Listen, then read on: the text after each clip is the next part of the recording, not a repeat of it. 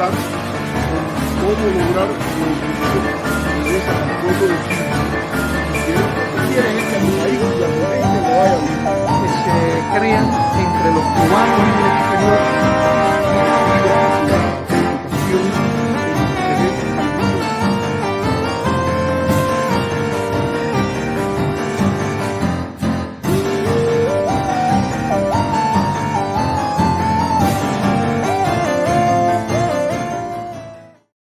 Hola amigos, hola amigas, qué gusto estar con ustedes en esta nueva edición de nuestro programa Conversaciones Americanas.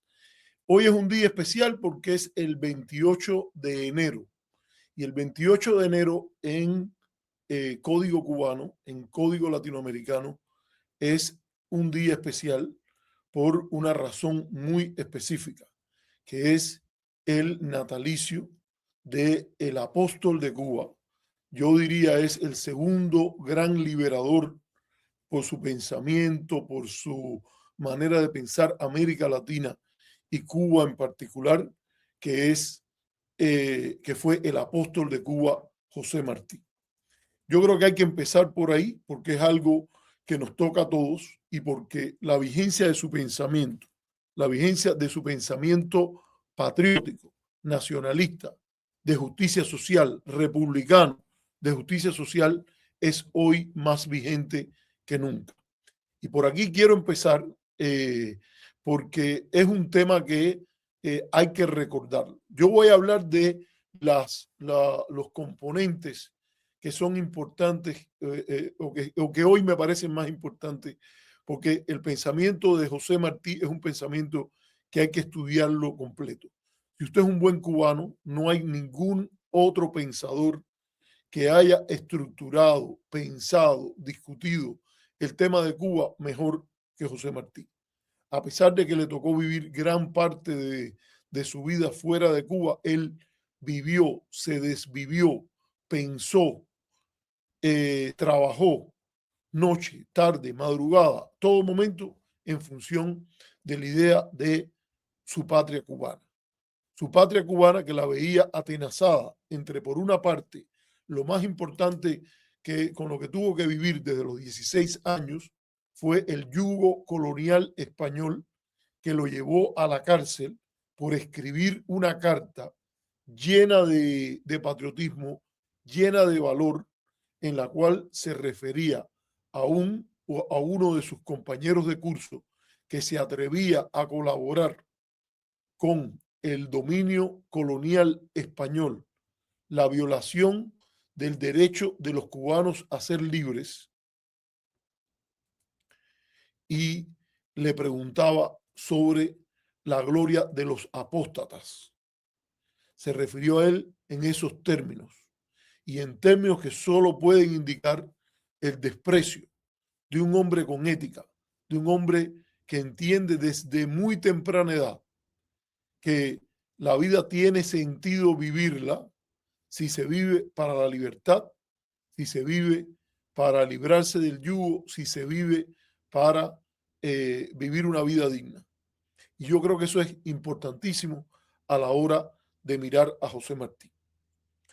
Desde esa obra que escribe siendo un adolescente, que es la obra Abdala, donde se refiere a la necesidad de defender al suelo patrio frente a la agresión externa, hasta el testamento político que escribe en la carta a Manuel Mercado, su gran amigo mexicano, algo que también es muy simbólico de Cuba y del papel que tiene en el sistema de relaciones internacionales y la cercanía especial con México en términos de fortuna, en términos de vida, en términos de entendimiento entre ambos pueblos y de una relación histórica. No se nos olvide que cuando los barcos de la flota llegaban a La Habana, el lugar de donde más cerca venían eran de Veracruz, México. Y yo creo que esto es importante a resaltarlo cuando se hable de José Martí. 28 de enero es esencialmente para eso. y para entender a Martí en la grandeza de sus victorias y también en la grandeza de sus derrotas. En el testamento ese que él habla a Manuel, que le escribe a Manuel Mercado, define cuál es la misión de su vida. Y dice, cuando él dice que está a punto de dar la vida por su país y por su deber. Y ahí en su deber menciona no solo la salida del coloniaje español de la isla, sino impedir a tiempo, con la independencia de Cuba, que se extiendan los Estados Unidos y caigan con esa fuerza más sobre nuestras tierras de América. La manera en que esa función de Cuba, de la batalla por un equilibrio del mundo, que empezaba por un equilibrio en las Antillas, donde dice que está el fiel de las Américas, contiene una visión de relaciones internacionales que tiene que ver con el balance de poderes y el equilibrio, la idea republicana de equilibrio de los balances es central a él, al punto que desde el profundo cariño que tiene por nuestra América y por la América que considera diferente, la América anglosajona, él concibe que la independencia de Cuba no solo es buena para lo que él en aquel momento llamaba nuestra América y que hoy necesitaría actualización, sino que urge que todo lo bueno de la América anglosajona, la América de Estados Unidos, entienda y que pueda entender a las repúblicas latinoamericanas levantadas, unidas como la plata en las raíces de los Andes, frente a la potencial agresión y los apetitos de conquista que él ve venir y que realizaron su pronóstico en la diplomacia de las cañoneras y la aplicación del corolario Roosevelt por los Estados Unidos, que ocurre prácticamente apenas unos años después de su muerte, el 19 de mayo de 1895. Hay que ver esa grandeza en su visión, en su pronóstico, pero también estar conscientes que su objetivo, su meta, solo la pudo lograr a medias, porque lo que nació el 20 de mayo de 1902, cualquiera que fuesen sus grandezas, no fue el sueño de la República Social Martiana. Y yo creo que esto es importante a ponerlo ahí. Me está ayudando Felipe. Me gustaría, Felipe, si pudiésemos poner por lo menos una imagen del apóstol de Cuba allí, porque eso nos ayuda como fuente de inspiración. Y ahí yo creo que esto es importante a decirlo. Y es importante decir por qué esa República Martiana se frustra, entre otras cosas, porque el tipo de guerra que José Martí se planteó y por el cual trabajó casi toda su vida, desde que tuvo conciencia política y particularmente desde la creación del Partido Revolucionario Cubano, que no era un partido de criterio leninista, ni se proponía crear un sistema unipartidista en Cuba, para empezar por ahí, pero que sí se proponía con la independencia de Cuba empezar el trabajo y el auxilio a la independencia de Puerto Rico, empezar el trabajo para por lo menos una confederación antillana que sirviese de valladar y que en torno a la causa de Cuba motivara un movimiento de unidad latinoamericana que permitiese evitar ese camino de la agresión a los países vecinos que ya los Estados Unidos había hecho con México y que pasa en los entornos regionales de todos los grandes poderes cuando el cuchillo se puede meter y la carne está débil y entra y ocurren cosas como las que ocurrieron bajo el enunciado del corolario Roosevelt de la doctrina Monroe que hoy se invoca. Yo creo que esto es importante decirlo porque Martí se propuso una guerra que fuese breve, generosa y contra todos los odios.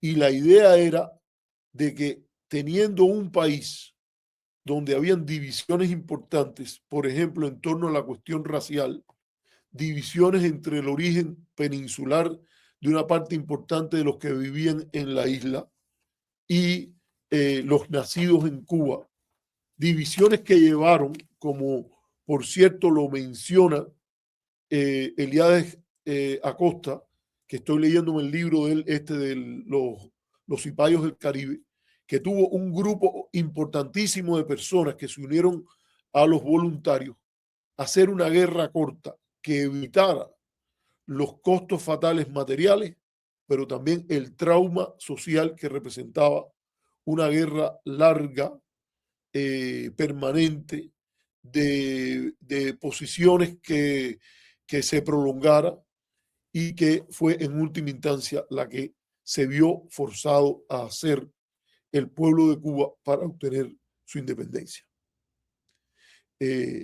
Recordamos que ese era el gran proyecto en torno a la Fernandina, un proyecto que últimamente ha sido atacado y degradado por los sectores más recalcitrantes del exilio cubano, despojados de un mínimo sentido de patriotismo, cuando, por ejemplo, se trató de ridiculizar a José Martí, se le presentó como una persona que aceptaba la segregación, incluso inventando cosas que en la historia era imposible que hubiesen pasado, porque según Juan Manuel Cao y otros de los que hacían el programa con él, Martí había ido a la Fernandina y que se había hospedado en un hotel, pero que Maceo no se había podido hospedar ahí, y según ellos Martí había sido un cómplice de la segregación contra Maceo, lo cual implica que ellos se ponen a hablar de Cuba sin saber de Cuba, se ponen a hablar de la historia de Cuba sin saber de la historia de Cuba, y se ponen a hablar de José Martí sin saber nada de José Martí, porque si algo, José Martí fue una persona profundamente antirracista. Y a lo mejor no logró otras cosas, pero sí que quedó sentado que el delegado de Cuba, el hombre que habla con Cuba con el mayor rigor, era una persona profundamente opuesta a las discriminaciones de raza que eran centrales a su vida. Ni Maceo estaba allí, y como dijo Cao, que dónde estaba, tuvo que seguro quedarse en otra parte. No tuvo que quedarse en otras partes porque Maceo nunca vino allá a la Fernandina. Maceo era parte de un proyecto por el cual 3 barcos iban a venir con expediciones importantes a respaldar un levantamiento que iba a ser nacional, que originalmente estaba planteado para noviembre de 1895, y que con esos 3 barcos y con un cargamento importante de armas, usando el factor sorpresa, iniciar la guerra de independencia en Cuba, madrugar a los españoles antes que pudiesen cruzar una masa importante de su ejército desde la península hacia la isla de Cuba. Eso no ocurrió como ustedes lo dicen, y además es muy interesante el interés gratuito que tiene esta gente, que tienen los portavoces de los que han apoyado la ley Helms, y lo hacen de una manera en la cual o reciben fondos de la ley Helms, en tratar de presentar un Martí que no fue, sin principios, para justificar en última instancia la falta de principios que ellos mismos exhiben. Y yo creo que esto es importante señalarlo, porque es una batalla de hoy preservar el legado patriótico, el proyecto de país, la República Social Martiana, que sigue siendo un referente importantísimo para la idea de un buen cubano ciudadano de una república. A mí me parece que eso es central. Una guerra donde, hay que decirlo así, el líder del Partido Revolucionario Cubano era el hijo de padre valenciano y madre canaria, y también una guerra en la cual el líder en el país del levantamiento era un afrodescendiente cubano, Juan Gualberto Gómez. Y yo creo que esto es importante decirlo porque son elementos simbólicos, elementos de perfil que nos dicen de qué país venimos. ¿Cuáles eran esos componentes importantes? Primero, el elemento de la moderación en política era central a la labor del Partido Revolucionario Cubano, al punto que en el manifiesto de Montecristi, Martí identifica un rasgo con el espíritu de Cuba, que es la moderación. Martí también identifica como un elemento importantísimo de su accionar político la relación entre diferentes generaciones. Y para eso hay un discurso que se centra en eso, que es el discurso de los pinos nuevos, donde se conecta y la evocación a los poetas de la guerra, donde se conecta la evocación a los héroes de la guerra grande y la guerra chiquita con el trabajo que es, y el ansia por lanzarse a la manigua que él registra en lo que llama los pinos nuevos, las personas de nuevas generaciones. Y el manejo de esa relación es algo que para Martí es importante y que también nos hace llamar a una de las claves de política más importantes que tiene Cuba, en adición a las que ya hemos mencionado, como es el tema de la cuestión racial, la idea de manejar, crear una república de conciliación de clases, donde hay un proyecto que implica que tenga una participación desde aquellos clubes donde está presente. Déjame poner a Calero, que nos ha hecho una donación aquí. En aquellos clubes donde están presentes diferentes componentes de la causa independentista y que hay posiciones ideológicas diversas, como son Luz de Yara, la Convención Cubana, y que también ha sido estudiado, por ejemplo, por el estudioso Ibrahim Hidalgo Paz, y que recomiendo a la audiencia que si quiere lo lea, y donde convergen hasta desde dueños de importantes negocios hasta los sectores obreros. Esa conciliación de clases no es ajena a la pretensión de justicia y por eso es una república social. Y allí hay un compromiso especial por aquellos que nunca le fallaron a la causa independentista, que son primero que todo en el exterior los tabaqueros de Tampa. Y los tabaqueros de Tampa y Cayo Hueso, incluso después del gran incendio del Cayo, que destruyó gran parte de sus capitales, sus vidas, etc. Yo creo que es importante recordar eso. Y es un proyecto republicano que tiene un contenido ético también importante. Y conviene decirlo aquí, yo lo voy a decir sin aguantarme ni un segundo. Es un proyecto de ética ciudadana que implica sacrificios e implica un compromiso que va más allá de la prosperidad personal. Yo he visto, y en esto voy a mencionarlo con clara referencia, cómo se ha absolutizado una frase en la cual el contexto es político y se trata de aplicar individualmente. La frase que Silvio Rodríguez usa y que en cierta medida revive, porque eso estaba en la obra martiana desde mucho tiempo y todo el que la había leído a profundidad seguramente la conocía, que es que ser próspero es la forma de garantizar que las personas sean buenas, porque es muy difícil pedir a una persona que tenga el comportamiento que eleva su vida, que le permite vivir una vida que bien vale vivirla, implica la prosperidad. Porque cualquier proyecto emancipador, cualquier proyecto republicano, sin una sostenibilidad económica de camino a la prosperidad, obviamente siempre estará en entredicho y en duda. Eso no se puede trasladar a una lectura mecanicista en la cual el hecho de que no seas próspero te da una licencia para ser una persona malvada, mala, no afrontar tus compromisos en la vida, no ser un buen padre, no ser un buen hijo, no ser un buen ciudadano, no ser un buen patriota leal a tu patria. O sea, la idea de que vas a diseñar un proyecto de vida donde vale la pena vivirla, y que si no tienes prosperidad, eso te da una licencia de ejecutez, es ajena totalmente al pensamiento martiano, que dijo en muchas ocasiones que el lugar de un hombre es donde está su deber, y que de una manera extraordinariamente limpia escribe en carta y en público que no corresponde a un hombre de bien hacer otra cosa que jugar el papel en la vida le toca.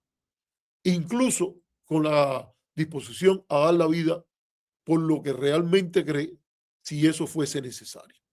Y habla en términos bien duros en relación a aquellos que se esconden de esa postura y los llama lindoros, siete mesinos, una serie de cosas que ahora en la idea esta de esto,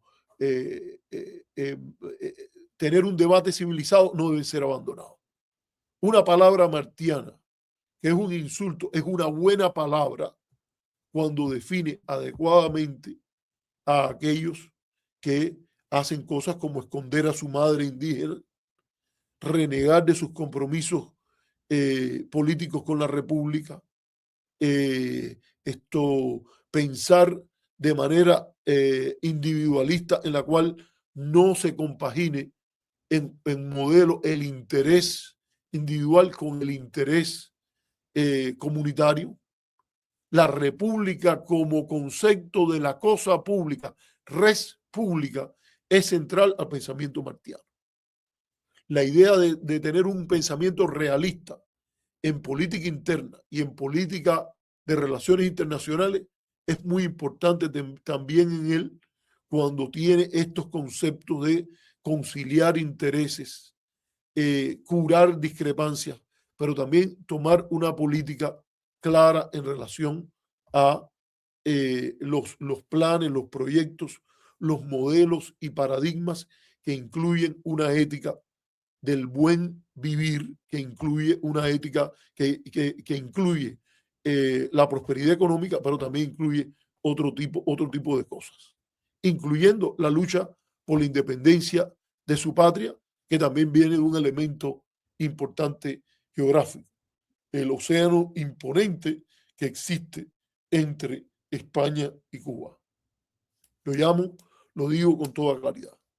Y hay también una defensa de la honradez, de la dignidad, del sacrificio, cuando hay una oposición bien clara a la injerencia indebida de los factores externos y de la imposición de formas imperialistas de dominación de una nación sobre cualquier otra.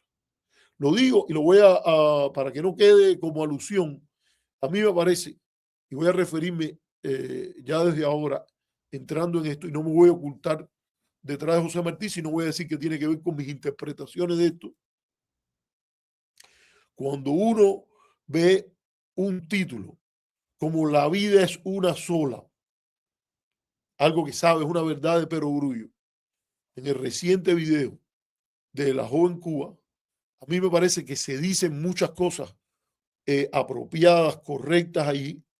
Creo que brilla, por ejemplo, las cosas que dice Julio Carranza, que las dice con un sentido muy martiano, donde se balancea la necesidad de reformas económicas con constatar el peso que tiene la cuestión cubana, la agresión externa, la crítica a la dejadez, negligencia, corrupción, falta de preocupación, por ejemplo, por la cuestión de los sectores afrodescendientes, que hace, por ejemplo, Zuleika Romay, y la combinación con un título tan de perogrullo y muy a tono con esto, que también lo dijo, lo han dicho otros de los que están allí, y en la idea de que esto hay una sola oportunidad en la vida y hay que vivirla bien. Hay que, cuando se dice de vivirla bien, ¿qué es lo que se quiere decir? No es solo el tema de la prosperidad, es que hay compromisos y esos compromisos indican la disposición a estar del lado del deber, de lo justo y también sin miedo alguno, sin alusión que quede guindando, condenar a aquellos que le clavan un puñal en la espalda a la idea republicana y a la idea de la soberanía de los países débiles o los países pequeños, del cual Cuba es parte. Y yo creo que esto es importante decirlo porque la confusión en esto puede costar muy caro. Sí, la vida es una sola y hay que vivirla bien, pero hay que bien vivirla.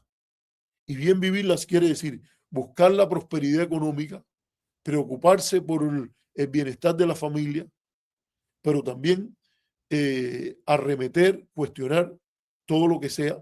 Por ejemplo, como lo hace Zuleika Romay, la idea de un país en el cual una parte de los cubanos les toque vivir en situaciones que lo perjudican por simplemente el color de su raza.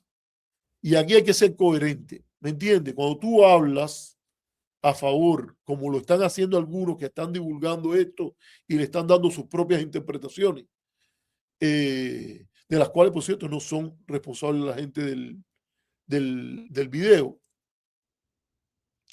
pero que la gente del video sí son responsables de sus ambigüedades. Por ejemplo, Carranza no es responsable de ninguna ambigüedad. Por ejemplo, Alzugaray no es responsable de ninguna ambigüedad, por ponerlo con toda claridad.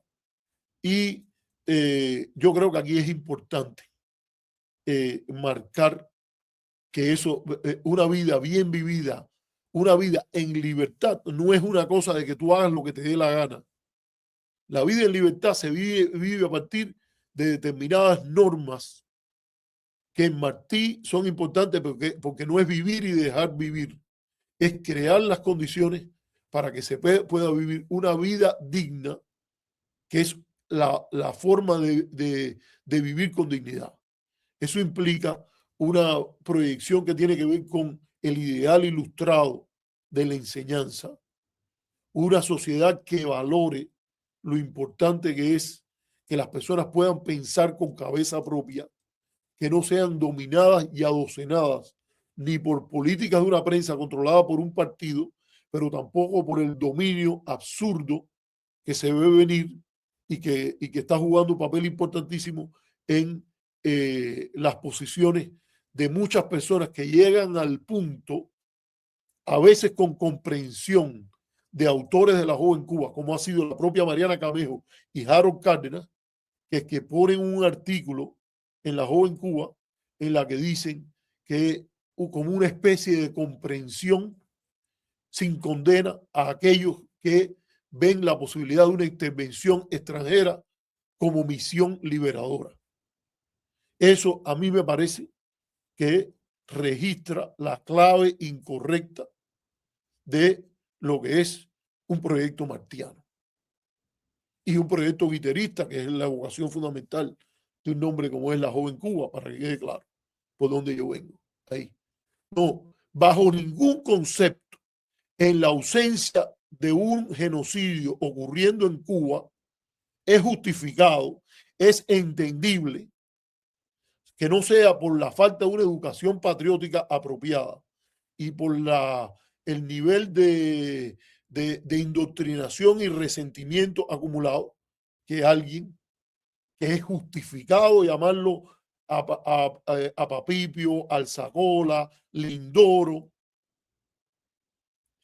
porque así los llamaba Martí, se les ocurra ver como una misión libertadora la idea de una intervención extranjera. Ellos no lo hacen, hay que decir, el artículo de Camejo y de Cárdenas hablan de que esa política y hacen la comparación o la referencia a lo que ocurrió en Venezuela y lo llaman imperialismo.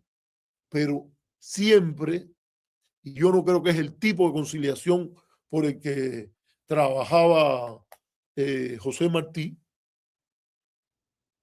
siempre José Martí procuró una política de en silencio avanzar sus objetivos, pero en su pluma referirse y denunciar las actitudes, las posturas, los proyectos políticos que eran ajenos a la construcción de una república social con soberanía.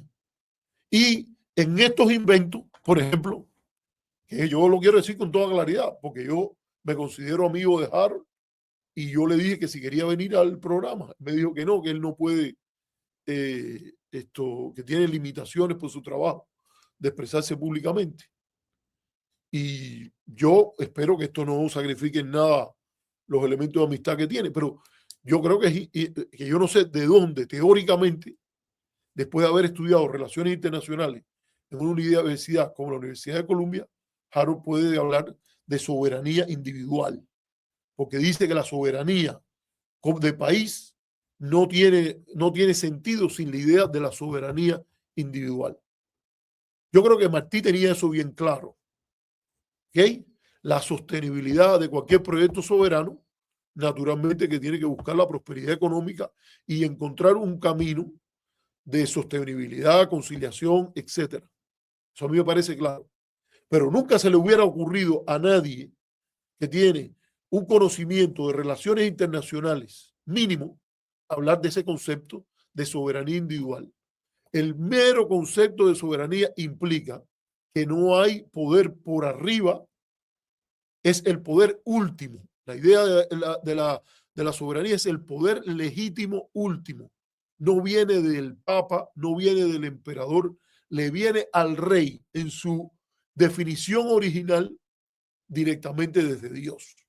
Es el derecho divino de los reyes. Eso cambia cuando se adopta el principio de la soberanía popular, no de la soberanía individual, y que en algunas medidas alguien a veces se le refiere como soberanía de los ciudadanos, no soberanía de cada ciudadano, y que dice que el poder del soberano le viene del pueblo. ¿Ok? Y en última instancia, el soberano, el Estado que consagra la delegación de la soberanía en el presidente, en los órganos que en la república implica la división de poderes, le viene del pueblo. Y esos órganos como gobierno, donde la moderación se obtiene como resultado de la separación de poderes y del balance y contrapeso entre estos, ejerce la máxima autoridad. No hay individuos que son la máxima autoridad.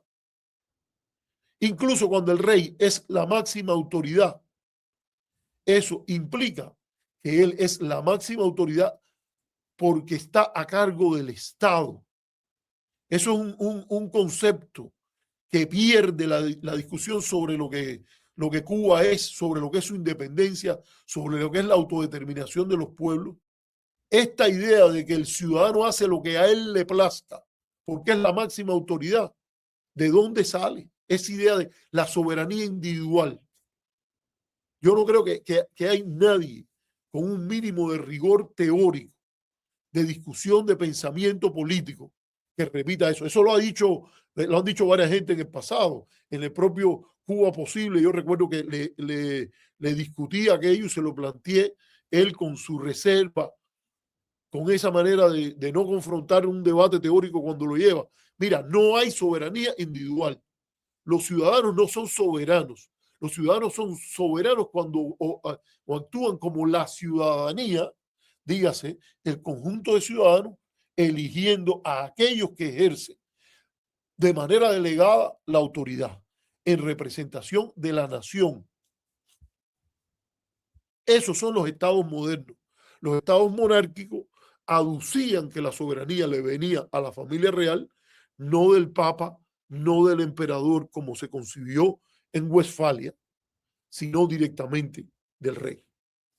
Entonces, yo creo que en una hora como esta, donde Martí hace un tongonal de años tuvo esto bien claro, es verdaderamente lamentable que ahora se vengan con estas ideas que las había repetido. Yo hasta ahora, le digo, yo colaboré con la Joven Cuba, tuve mis discusiones, pero en general he sentido simpatía y he defendido mucho ese proyecto, exceptuando el predido ese que estaba la señora esta de Matanza, con Alina López Rodríguez o Alina, la que ahora está en Cuba por Cuba.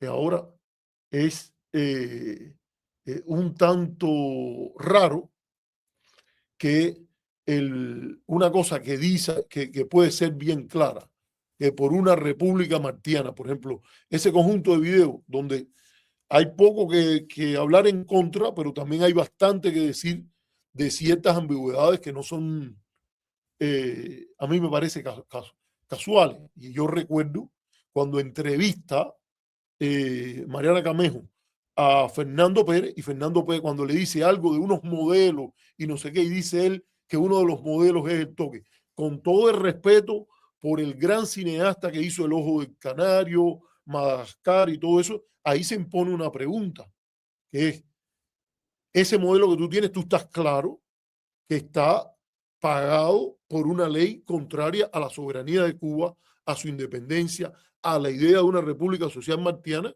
que es la ley Helms. Y que el hombre diga lo que tenga que decir. Pero uno se pregunta a dónde lleva ese culipandeo de no afrontar en política lo que es una posición clara a confrontar. ¿Ok? Si el modelo es el toque, yo quiero que tú me digas que el modelo es el toque, después que estés consciente y lo digas y lo sepa el público y lo sepa todo el mundo, para bien, para mal, porque las concesiones en política y la idea de abandonar principios, los principios son cosas que no se cambian bajo ninguna circunstancia y cualquiera que sea el interlocutor. Y allí lo dije, esto se lo he dicho a ellos también, se imponía una pregunta clara.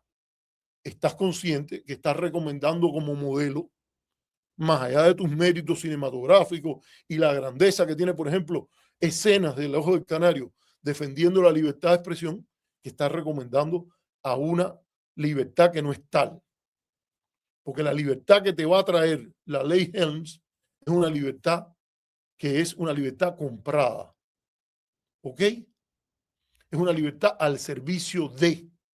Es una libertad que hasta uno de los que es parte del toque, que habla de libertad todo el tiempo, como Eloy Viera, y ustedes pueden ir y buscar el programa cuando lo hizo, dijo, somos parte del poder suave norteamericano. Actuamos y andamos desde la perspectiva de la política exterior norteamericana y le somos de servicio. Entonces, ¿de qué estamos hablando aquí? Que esa es la soberanía individual, de que esto se puede hacer y que no hay ética en discutir esto y que la gente está buscando la manera de su prosperidad económica o de su prosperidad, porque para ser bueno y para tener un código moral republicano tendrían que ser primero prósperos. A mí me parece que por ahí no va el camino. Yo no sé qué van a decir ellos, pues yo no me voy a aguantar de decir mis opiniones en razón de ninguna otra cosa y de buenos comportamientos, entre comillas. Para mí la definición de buen comportamiento está en mi interpretación del elemento martiano. Y además, en términos académicos, en términos teóricos, en términos de estudios de relaciones internacionales, tengo que reportar que hay un mal uso del concepto de soberanía. En la idea de última autoridad legítima, por encima de la cual no hay ninguna, no puede ser de que cada ciudadano es la última autoridad legítima para hacer lo que le venga en gana o actuar según su propia ley. No, una república, la idea de la soberanía popular, enmarcada en tiempos modernos, después de la revolución de las 13 colonias, la revolución francesa, etcétera, en la idea de que la nación es el tercer estado y que domina y que gobierna la nación y la soberanía está allí, implica que no es que cada cual hace lo que le da la gana según su propia ley. No hay soberanía individual. Esto incluso lo dije en una ocasión que hubo un debate en Georgetown organizado por Cuba Posible, en que estaba el propio Harold, había sido organizado por Phil Peters, estaba Roberto Veiga, estaban varias personas y algunos de los que éramos en aquel momento miembros de Café, en el cual me correspondió presentar. O sea, yo no lo pude presentar porque me dijeron que no era, que no querían que yo fuera entre los presentadores, pero María Isabel Alfonso presentó un trabajo que está vigente ahí online y se puede encontrar y que tiene los nombres de ella y mío, más allá de cualquier otra circunstancia que pueda ir ahí. Entonces, aquí yo creo que es importante esta cuestión. Dice alguien ahí que déjame atender esto un momentico, que con la soberanía no se come. No, y sin soberanía tampoco se come. ¿Sabe? La soberanía, hay que crear un proyecto. Por eso se habla de soberanía alimentaria. Por eso se habla de soberanía energética. Pero la idea de comer sin soberanía es una idea ajena al proyecto ilustrado republicano. Las naciones se gobiernan a sí mismas. Así que si tú dices que para comer no vas a tener soberanía, yo me temo que lo que debes hacer es que si no crees que en ese lugar donde es necesario que esa comunidad política, dígase Estados Unidos, dígase Cuba, dígase México, ejerza su soberanía, porque ejerciendo la soberanía no podría comer. Yo creo que lo que debería hacer el que piense así es irse a otro lugar y preocuparse por la comida, y que en política mejor, mira, se queda callado porque no tiene un elemento de referencia mínimo. Entonces, voy a terminar aquí esta primera parte en la cual he hecho algunas referencias al elemento martiano y cómo yo lo veo hoy. Y a mí me parece que es un tema en el cual sí deben haber referentes. Si se va a hablar de Martí, si se va a hablar de hay que empezar por el conocimiento de la obra martiana. Y no es que haya que reproducir y aplicar mecánicamente y decir, no, Martí dijo esto y por eso hay que pegárselo a cualquier cosa. Pero yo creo que el espíritu martiano, la fragua de la nación cubana está allí. Creo que era Lezama el que decía que era como el Aleph, el lugar donde se veía todo en todos los tiempos, a la vez, todos los lugares y todos los tiempos a la vez de la cubanía, está en la obra de José Martí. Y es bueno que se estén dando estos eventos y que se estén dando los dilemas. Martí entendió las dificultades de la generación que lo precedió. No fue un individuo que se puso a cuestionar, por ejemplo, el Pacto de Sajón. Pero era un hombre que decía, el proyecto se salvó en Baraguá.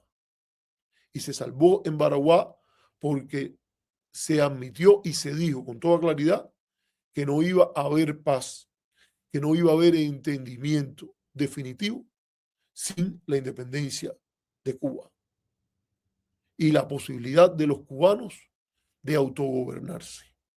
Y yo creo que esto es un elemento que es central para entender los dilemas de la Cuba de hoy. Cualquiera que sea la concesión que se haya que hacerse y cualquiera que sea los entendimientos que haya que lograr, debe entenderse dónde está la legitimidad. Y la legitimidad es en el contexto cubano, en el contexto martiano, porque Cuba no tuvo un delegado que era autonomista de soberanía a medias. Cuba no tuvo un delegado que era anexionista, que planteaba la idea de que los cubanos no iban a ser capaces de gobernarse. Cuba tuvo un delegado independentista, soberanista, para decirlo a esta persona que nos dice que la soberanía no se come. No, la soberanía es el camino para que se pueda comer y para que se pueda prosperar. Lo demás es, no vas a ser cubano. Si ya todo lo demás es el pacto y el acuerdo y de contar del plato de comida, está dispuesto a darlo todo, bueno, yo creo que vete y come. Vete y come y dedícate a llenarte la barriga. Pero desde la época de la filosofía clásica griega, hay la idea central a la dignidad en Occidente de lo que es, no sé qué es lo que nos está pasando, señores, parece que hubo algo aquí que nos interrumpió. Lo quiero decir que es lo que es una vida que vale la pena vivir. Y el que tenga duda con eso, bueno, que vaya y que lea a los clásicos y a los que fueron los grandes gestores del primer proyecto de república, que fue la República Romana, que después fue reconsiderada, etc. ¿Ok? La noción de una vida digna, la noción de una vida libre. Y libre no es que tú hagas lo que te dé la gana, no es vivir una vida de libre albedrío, es la vida de donde puedas decidir y que decidas para el bien, para vivir, no como una bestia que solo está allí para comer, sino para que puedas vivir una vida como viven los hombres que son, en lo fundamental, criaturas sociales. No son dioses, no son bestias. ¿Ok? Bueno, lo voy a dejar aquí. Voy a poner la pausa. Vamos a poner la pausa y después vamos a regresar con otros temas que quiero conversar.